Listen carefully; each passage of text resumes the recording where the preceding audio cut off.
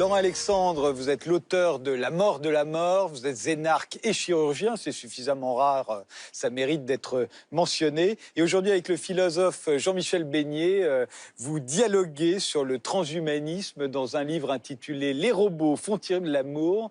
Le transhumanisme, c'est un projet qui consiste à améliorer les êtres humains, à les augmenter.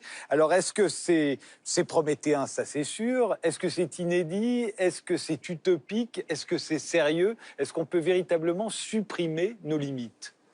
Alors c'est un courant de pensée qui est déjà ancien, de vouloir supprimer tous les impossibles, toutes les limites de l'homme, de la Métrie, Condorcet, Pic de la Mirandole, étaient déjà des gens qui imaginaient un futur dans lequel l'homme maîtriserait son destin.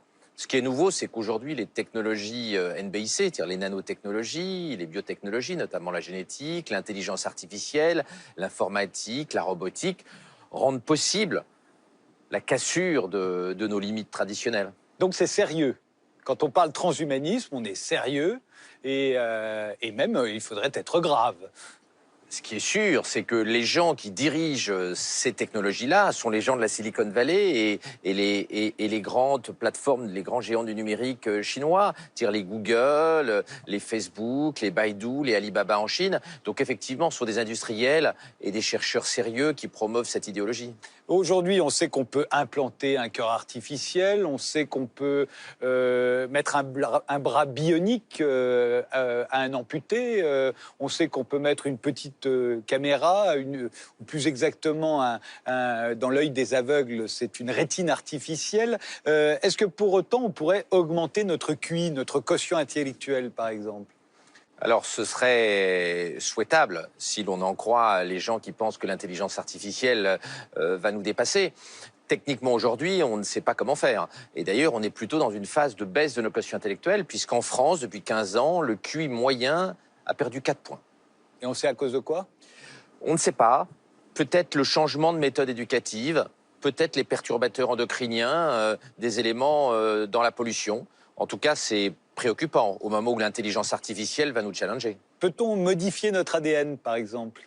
Oui, on peut modifier notre ADN, mais comme vous le savez, on ne sait toujours pas guérir la myopathie. Donc l'utilisation en médecine des modifications d'ADN qu'on sait parfaitement faire en éprouvette, ça va encore prendre 10 à 15 ans. Peut-on éradiquer les maladies? Alors, le fondateur de Facebook s'est engagé à éradiquer toutes les maladies humaines d'ici 2100. 2100, c'est pas demain matin, ça va prendre un certain temps. Aujourd'hui, malheureusement, il y a encore beaucoup de maladies mortelles.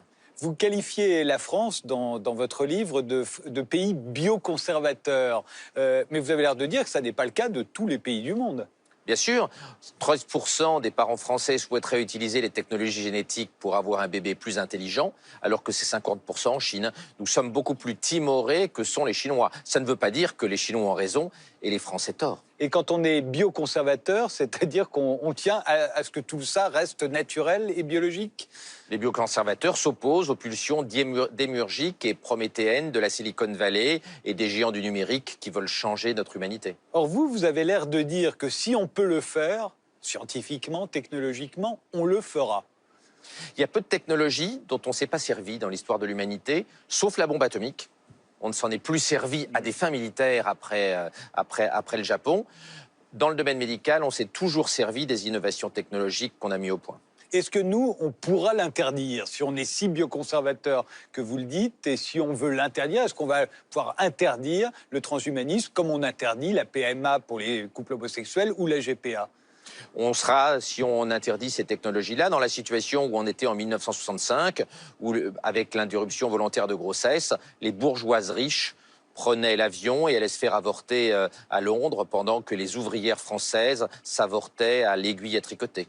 En France, dès qu'on parle de séquençage de l'embryon, de choses comme ça, toutes choses qui sont à la base des idées transhumanistes, on pense eugénisme. Immédiatement, c'est l'eugénisme, c'est-à-dire c'est les savants nazis fous, les docteurs qui veulent absolument nous manipuler. Qu'en est-il de l'eugénisme exactement et de son rapport avec le transhumanisme ?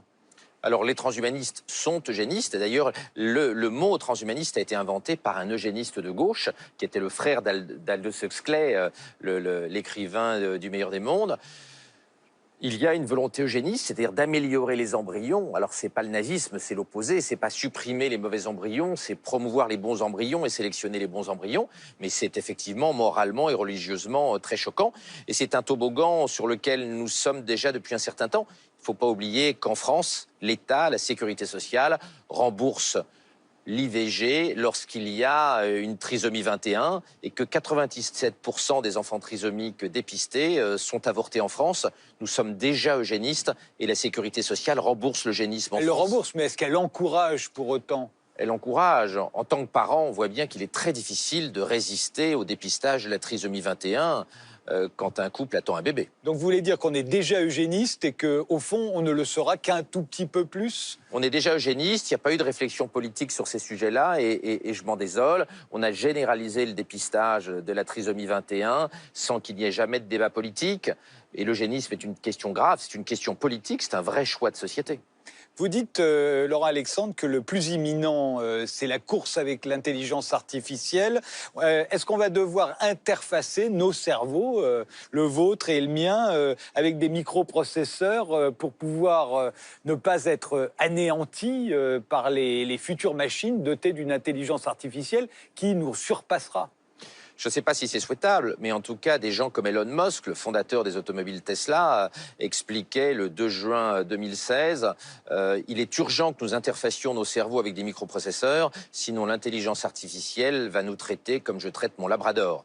Donc le risque d'une vassalisation de l'humanité par l'intelligence artificielle conduit la Silicon Valley à imaginer qu'il est urgent d'interfacer nos neurones avec des transistors. Mais il y a deux sortes d'intelligence artificielle. Il y a l'intelligence artificielle faible, celle-là on la connaît déjà, et puis il y a l'intelligence artificielle forte, et celle-là on ne la connaît pas encore. Bien sûr, aujourd'hui nous n'avons qu'une intelligence artificielle faible. La voiture qui se conduit seule, le logiciel de Google qui a gagné au jeu de Go. Nous n'avons pas encore une intelligence artificielle qui pourrait souhaiter nous zigouiller.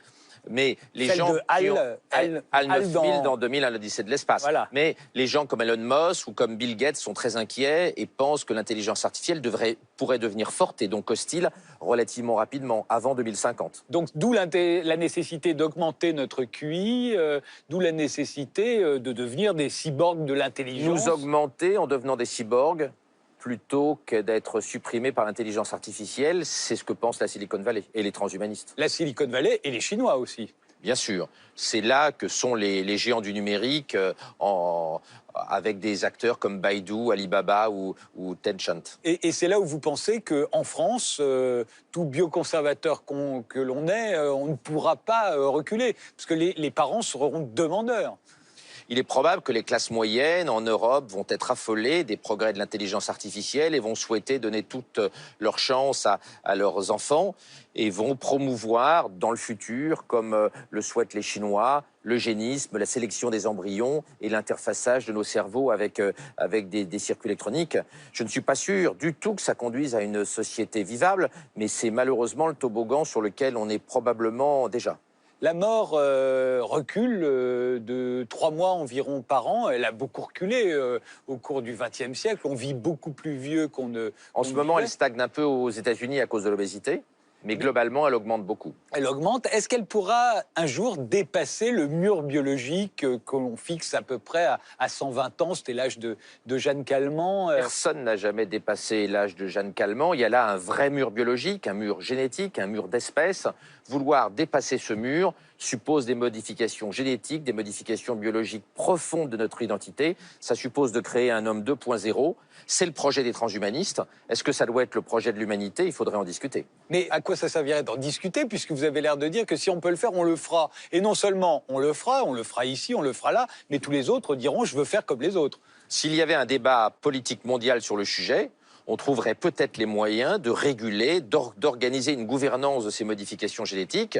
L'avenir n'est jamais écrit nulle part. L'élection de Trump et le Brexit nous a montré que ce qui paraît impossible peut arriver. Mais alors en France, qu'est-ce que vous voudriez, Laurent Alexandre? Parce qu'en France, on n'en parle pas. On voit ça comme une espèce d'utopie plus ou moins délirante. Il est urgent d'avoir à la tête de l'État des gens qui connaissent la technologie et non plus des handicapés du mulot.